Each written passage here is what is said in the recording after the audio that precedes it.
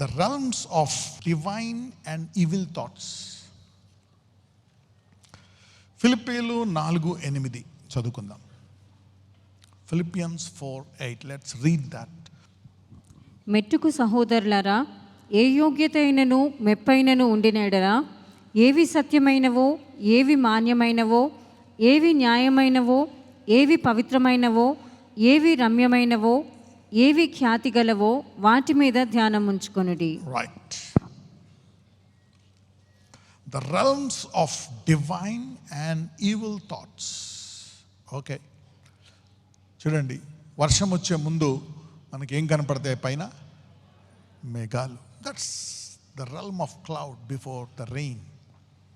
Okay, మనకి వెదర్లో చెప్తా ఉంటారనమాట, ఇదిగో ఇలా ఉంటుంది, పలానా కాలంలో తుఫాన్ వస్తుంది, తర్వాత ఎండలు ఎక్కువగా ఉంటాయి, ఈ కాలంలో జాగ్రత్తగా ఉండండి, వర్షాలు రావు, చలి ఎక్కువగా ఉంటుంది, జాగ్రత్తగా ఉండండి, ఏది ఎక్కువైనా సమస్యే. సో ఇక్కడ ఏదైనా జరిగే ముందు మరి మనము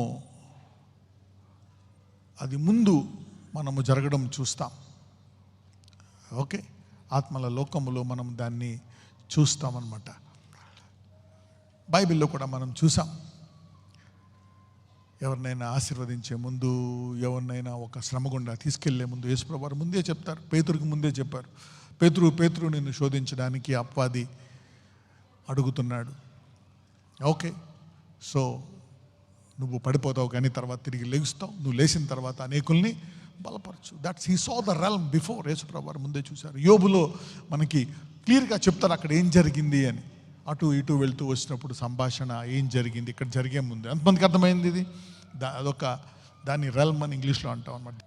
the realms of divine and evil thoughts. Okay, నా ఫిలిప్పీలు 4:5 ఫైనల్లీ బ్రదర్, ఫైనల్లీ అనండి. ఫైనల్గా అంటే ఇంపార్టెంట్ కదా, అవునా కదా? Finally brother, whatsoever things are true. కొన్ని పాయింట్లు రాసుకోండి. Number 1, true. Number 2, whatever things are honest. True అంటే సత్యం, హానెస్ట్ అంటే కొంచెం నిజాయితీకి సంబంధించి నిజాయితీగా ఉండేవి. Whatever things are just అంటే నీతి. Number 4, whatsoever things are pure, పరిశుద్ధమైనవి. 5, whatsoever things are lovely, మంచివి. Number 6, whatsoever things are of good report, మంచి వర్తమానము, దాని మీద మంచి పేరుండేవి. Number 7, if there be any virtue, జ్ఞానము గలవై. మనం చూడండి, వర్చ్యూస్ ఉమెన్ అంటాం అంటే జ్ఞానము, చక్కటి ప్రవర్తన, వినయము, ఇవన్నిటిని చూస్తే మనము వాట్ వర్చ్యూస్ ఉమెన్ అంటాం అనమాట. దేవుని ఎరిగినటువంటి స్త్రీ, వినయం కలిగిన స్త్రీ. There be any virtue. 7, if there be any praise అంటే దాన్ని మనము కొనియాడదగేటువంటిది. అంటే ఏంటి? కొనియాడబడ్డం అంటే ఏంటి? మనము దేవుణ్ణి కొనియాడతాం. ఎందుకని? ఆయన మంచివాడు, కృపగలవాడు, నీతి గలవాడు. మన దోష శిక్షను ఆయన భరించి మనకి ఆయన నీతిని ఇచ్చాడు. So we need to praise him for what he has done. కేవలం క్షమించలేదు, ఆయన క్షమించి అందులోంచి మన శాపాలను ఎలా మార్చాడు? ఆశీర్వాదాలుగా మార్చాడు. మన బలహీనతలను బలముగా మార్చాడు. సో 8 పాయింట్లు చూసాం మనం. ఏమేం చూసాం చెప్పండి? True, honest, just, pure, lovely, good report, virtue and praise. 8 things ఉన్నాయన్నమాట. తెలుగులో కూడా చూద్దాం. మెట్టుకు సహోదరులారా, తెలుగులో కొన్ని తక్కువ ఉన్నట్టున్నాయి. ఏవి యోగ్యత అయినను, ఏ యోగ్యత అయినను, మెప్పైనను, ఉండినేడలా, సత్యమైనను, మాన్యమైనను, న్యాయము, పవిత్రము, రమ్యము, ఖ్యాతి. ఇక్కడ కూడా 8 ఉన్నాయి. వాటి మీద ఏం పెట్టుకోవాలంట? ధ్యానము పెట్టుకోవాలంట. ఇంగ్లీష్లో ఏమని ఉంటుందంటే, if they be any praise, think on these things. Think. మనం సాధారణంగా తలంపులకి అంత ఇంపార్టెన్స్ ఇవ్వం. ఎప్పుడైతే మాట వస్తుందో ఇంపార్టెన్స్ ఇస్తాం. ఓకే, దాని మీద చాలా సామెతలు కూడా ఉన్నాయి. అయిపోయినా పర్లే, మాట పోతే చాలా కష్టం అంటాం. అయితే ఇక్కడ అంటే అదొక రల్మ్ అనుకుంటాం. మాట అనేటువంటి ఒక పద్ధతి మాత్రమే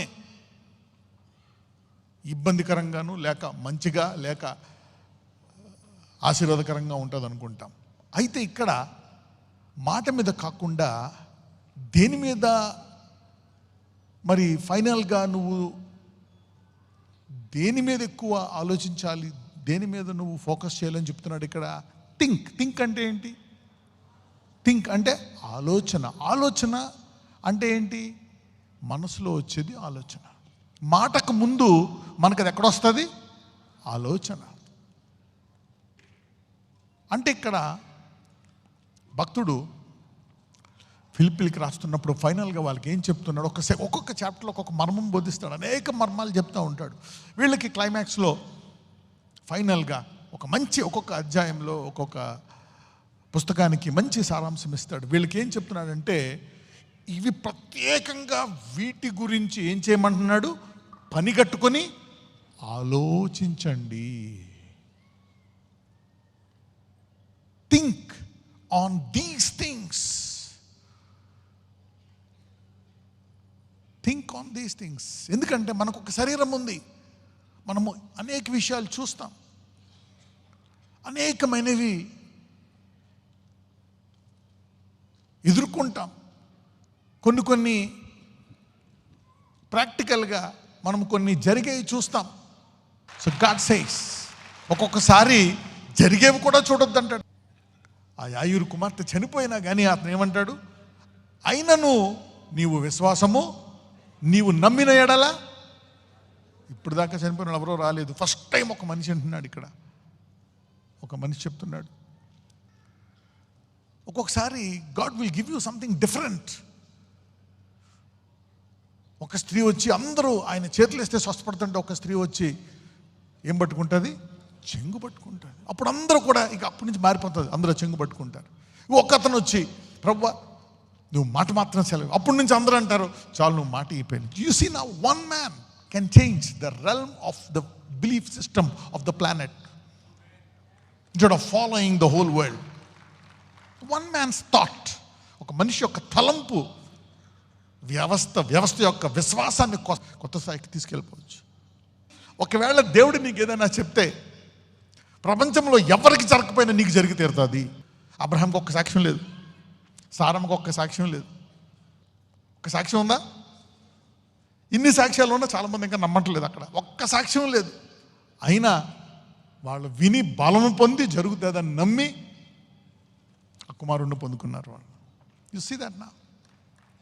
so faith is not connect. So నువ్వు చూసే దాన్ని బట్టి దాన్ని బట్టి కూడా కాదు. విశ్వాసం అనేది దేవుడు నీకేం అందుకే నీ దేవుడిని తెలుసుకోవాలి ఫస్ట్.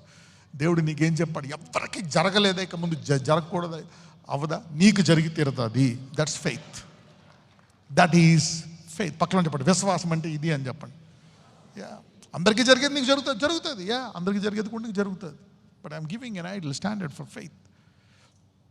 ఒకవేళ ఎవరికి జరగకపోయినా, అందుకే నేను కంపారిజన్ అన్న ఒకటి చెప్పాను, మీకు గుర్తుందా? Don't compare your self with others. నీ విషయంలో కొంచెం ఆలస్యం అవ్వచ్చు, కొన్ని జరగకపోవచ్చు. సో ఇక్కడ భక్తుడు ఏం చెప్తున్నాడంటే పని కట్టుకొని వీటి మీద ఆలోచించాలంట. టేక్ టైం అంటే ఏంటి? నీ తలంపుల్ని కూడా చెక్ చేసుకో. ఎందుకు చెక్ చేసుకోవాలా? చూద్దాం, లెట్ us స్టడీ. అవేం ఇంపాక్ట్, అవేం తెలుస్తుంది. అయితే ఇక్కడ భక్తుడు ఏమంటున్నాడంటే తలంపులోనే, కొంతమంది తలంపులో నిన్ను ప్రేమిస్తారు కానీ బయట తిడతా ఉంటారు, కోపంగా నటిస్తూ ఉంటారు. నువ్వు అపార్థం చేసుకుని నువ్వేమది వే సత్యం అనుకుంటావు, తిట్టిందే సత్యం అనుకుంటావు. So but here the man is focusing on the thoughts. Why? పని కట్టుకొని 8 విషయాలు చెప్పి నీ తలంపులు ఇలాగుండాలా, ఇక్కడే నువ్వు వాటికి అడ్డుకట్టు, ఇక్కడే నువ్వు దాన్ని వాటితో యుద్ధం చేయాలా అని ప్రత్యేకంగా చెప్తున్నాడు. సామెతలు 23:7. ఇది తెలుగులో కాకుండా ఇంగ్లీష్లో చెప్తాను, మీకు అందరికీ తెలిసిందే. 23rd Proverb verse 7. అట్టివాడు తన ఆంతర్యములో లెక్కలు చూచుకొనువాడు తినుము త్రాగుము అని అతడు నీతో చెప్పునే కానీ అది హృదయంలో నుండి వచ్చు మాట కాదు. అంటే భోజనానికి పిలిచి తిను తిను తిను అంటున్నాడు, కానీ లోపల ఈడేటి ఇలా తినేస్తున్నాడు, ఇలా మెక్కేస్తున్నాడు అనుకుంటున్నాడు లోపల. So whatever it is, look, he's talking about a man like that. For as he thinketh in his heart so is he. ఇంగ్లీష్లో చక్కగా చెప్తాడు. ఆ మనిషి బయట మాట్లాడే మనిషి కాదంట అసలైన మనిషి. ఎవరంట? లోపల ఏం ఆలోచిస్తున్నాడో అది అసలైన మనిషి అని దేవుడు చెప్తున్నాడు. సో మాట్లాడే మనిషి కాదు, చేసే మనిషి కూడా అసలు మనిషి కాదంట. అసలు మనిషి ఎవరంట? లోపల ఆలోచించే మనిషే అసలు మనిషి అంట. యు సీ నా. So God is deciding you best, not all by just your words or actions, but by your thoughts. దేవుడు ప్రతిసారి నీ మాటల ద్వారా, అలాగని మాటలని శోషణ మాట్లాడడానికి లేదు, మాటల మీద కూడా ఉంది మెసేజ్, చేతల మీద కూడా ఉంది. క్రియలు లేని విశ్వాసం మృతం. సో జీవమరణాలు ఈ రెండు మీకు తెలుసు. ఇప్పుడు ఇంకా హై లెవెల్కి వెళ్తున్నాం. Thought realm, we know the action realm, the word realm, now we are seeing the thought realm. So is he. అంటే ఆ వ్యక్తికి ఆ తలంపు వచ్చిన వెంటనే ఈ వ్యక్తి ఇలాంటి వాడా అని దేవుడు ఆలోచిస్తాడు. ఒకవేళ నీకు ఏదన్నా చెడు తలంపు వచ్చింది అనుకో, అరే నువ్వు పడిపోయావు అనే రీతిగా దేవుడు చూస్తాడంట. చూసినా దట్స్ హౌ గాడ్ డిసైడ్స్. అది తెలుసుకునే పౌలు అంటాడు, వీటి మీద ప్రత్యేకంగా ఆలోచించండి అని 8 విషయాలు చెప్తాడు. 8. యెషయా 55:8. నా తలంపులు మీ తలంపుల వంటివి కావు, మీ త్రోవలు నా త్రోవల వంటివి కావు. అంటే ఏంటి? దేవుడు కేవలము త్రోవలే కాదు, నేను నడిచే త్రోవలే కాదు, మీ తలంపులు కూడా ఎలా ఉండాలంట? ఆయన తలంపుల వలె ఉండాలంట. So God wants you not only to align in actions and words, but also in thoughts, to grow into his image, to be like Jesus. మెయిన్గా జ్ఞానం, it is not about the physical thing. Okay, నా తలంపులు మీ తలంపుల వంటివి కాదు, మీ త్రోవలు నా త్రోవల వంటివి కాదు. So God wants you to align even in his thoughts. అంటే ఆ తలంపుల్లో కూడా నువ్వు అలాగే ఉండాలని ఆలోచిస్తున్నాడంట దేవుడు. ప్రసంగి 12:14, ఎక్లెసియాస్టిస్ చాప్టర్ 12:14.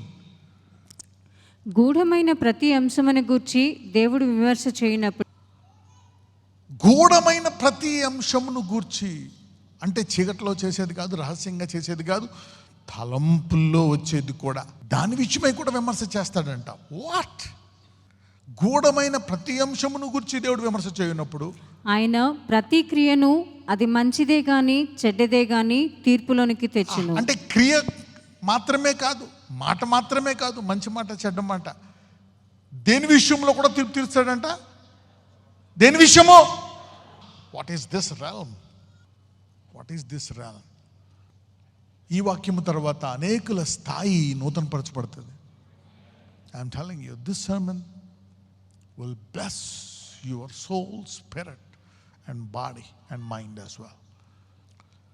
గూఢమైనది, లోపల ఉండేటువంటిది, అది మంచిదే కానీ చెడుదే కానీ దాన్ని కూడా ఏం చేస్తాడంట? తీర్పులోకి తీస్తాడంట. వాట్? ఎస్. 19వ కీర్తన 14, 19th Psalm verse 14. యెహోవా నా ఆశ్రయదుర్గమా, నా విమోచకుడా, నా నోటి మాటలను నా హృదయ ధ్యానమును నీ దృష్టికి అంగీకారములగునుగాక. నా నోటి మాటే కాదంట, నా హృదయ ధ్యానము కూడా నీ దృష్టికి ఏమవ్వాలంట? అంటే ఒక్కొక్కసారి మన తలంపులు కూడా ఆయనకి అంగీకారము ఉండాలంట. Sometimes he will be angry because of your thoughts. కొన్నిసార్లు మన తలంపులు బట్టి కూడా కొన్ని అడ్డు ఉంటుందంట. What? Yes, this is what I'm going to give you a series of scriptures. అంగీకరింపబడాలంట ఆ థాట్. ఆ వ్యక్తి మీద కారాలు మిరియాలు నూరుతున్నావా? దేవుడు అక్కడే నీకు అడ్డేద్దామని చూస్తున్నాడు. మాట సంగతి తర్వాత, చేతల తర్వాత. You want to work at the level of the thought. అందరూ చెప్పండి, యేసయ్యా నా హృదయ తలంపులు కూడా నీకు అంగీకరింపబడేలా చెయ్యి. Yeah, you need to even pray. ఈ రోజు నుంచి మన ప్రార్థన మారునుగాక. So that our thoughts will be accepted to God. Because why I should be judged by thoughts? అందుకే అంటాడు, నా ప్రజలు ఏమి లేక బాధపడతారంట? జ్ఞానము. అరే క్రియలు మాటలే కాదు, దేని ద్వారా అంట? తలంపులు. వాట్? సామెతలు 16:3, Proverbs 16:3. నీ పనుల భారము యెహోవా మీద ఉంచుము, అప్పుడు నీ ఉద్దేశములు సఫలమగును. What? Commit the works unto the Lord, and what shall be established? Thoughts. సాధారణంగా థాట్స్ ముందు ఉంటాయి, పనుల తర్వాత ఉంటాయి. కొన్ని రంగాల్లో దే విల్ గో అప్, చాలా ఆరోగ్యంగా ఉంటారు, మళ్ళీ డౌన్ అయిపోతారు. బాగా చదువుకుంటారు, మళ్ళీ డౌన్ అయిపోతారు. మంచి ఉద్యోగం తెచ్చుకుంటారు, పోగొట్టుకుంటారు. మంచి లాభాల్లోకి వెళ్తారు, పూర్తిగా అప్పుల పొల్లోకి వెళ్ళిపోతారు. కొన్ని విషయాల్లో they'll go up, they'll come down, they'll go up and come down. కొంతమంది అనుకుంటారు పైకి వెళ్ళి రాను, అప్ డౌన్ కామన్నే అని. అప్ డౌన్ ఎందుకు కామన్? ఒకవేళ నీ పని నువ్వు ఆశీర్వదించబడి అది స్థిరముగా ఉండాలంటే ఏది స్థిరముగా ఉండాలంట? తలంపు. ఒకవేళ నీ పని స్థిరపరచాలంటే దేవుడు దేన్ని స్థిరపరుస్తాడు? Your thoughts. Somebody is being established from today. Because commit the works. ఎప్పుడైతే ప్రభువా ఈ పని ఇక అస్తమానము నాకు ఈ ఉద్యోగం పోకుండా, ఈ అప్పుల పాలు అవ్వకుండా, ఈ భయంకరమైన పరిస్థితులు నాకు రాకుండా, ఈ సుసైడల్ థాట్స్ రాకుండా, ఎప్పుడూ ఈ గొడవల్లో ఇరుక్కోకుండా, ఎప్పుడూ ఈ బాధలు పడకుండా, ఆ పనిని ఒకసారి ఆశీర్వదించబడినప్పుడు అయ్యా నా పనులు నీకు అప్పగిస్తానంటే ఆయన ఆ పనులు స్థిరపరచడానికి దేన్ని ఉపయోగిస్తాడంట? నీ తలంపులను ఉపయోగిస్తాడు. He will bless your thoughts. ఈ రోజు నుంచి మీ పనులు స్థిరపరచబడినట్లు, మీ పనులు ఆశీర్వదించబడినట్లు, మీ తలంపులు ఆశీర్వదింపబడుగాక. You see that now. So your works will be established based on your thoughts. చాలా నీతిగా ఉంటాం, ధనాలను పడిపోతాం, బాగా బ్లెస్ అవుతాం. వై? ఎక్కడ దెబ్బతింటుంది? The thought life. The thought life. ఎంతమందికి అర్థమవుతుంది? Somebody getting this? అందుకే దేవుడు గుమ్మం మీద రాసుకోమంటాడు, తలంపులు ఇంపాక్ట్ అవ్వడానికి. అందుకే ఆయన ఆ ఎర్ర సముద్రము, ఆ తర్వాత యెహోషువ యోర్దాను నదిని విడదీసిన తర్వాత అందులోంచి ఏం తెమ్మంటాడు? 12 రాళ్ళు. వాళ్ళకి కనబడేది పెడతాడు. వాళ్ళకి కనబడాలి. యాక్చువల్గా కనబడాల్సిన అబ్రహాంకి ఏదన్నా ఇచ్చాడు మందసం లాంటిది? ఇవ్వలే. వీళ్ళు కొంచెము చూపుతో వెళ్ళే టైప్ కాబట్టి వీళ్ళకి ఒక మందసం తయారు చేసి పెట్టాడు. అందుకని వీళ్ళ తలంపులు మార్చడం కోసం ఆ మందసం, ఆ మేఘస్తంభం, ఆ దీపస్తంభం, ఆ రాళ్ళు జ్ఞాపకాలు అన్నమాట. To remind them, to impact their thoughts. అరే అది చేసిన దేవుడు ఇది కూడా చేస్తాడు అని ఆ తలంపు పుట్టించడానికి కోసం. ఎంతమంది నా తలంపుల కొరకు ఆరంభిస్తాను ప్రార్థన అనుకుంటున్నారు? Not that tough, very easy. The works should be established because God now, He knows the thoughts. నీ పనుల్లో నువ్వు బ్లెస్ అవ్వాలంటే దేవుడు నీ తలంపులను ఆశీర్వదిస్తాడంట.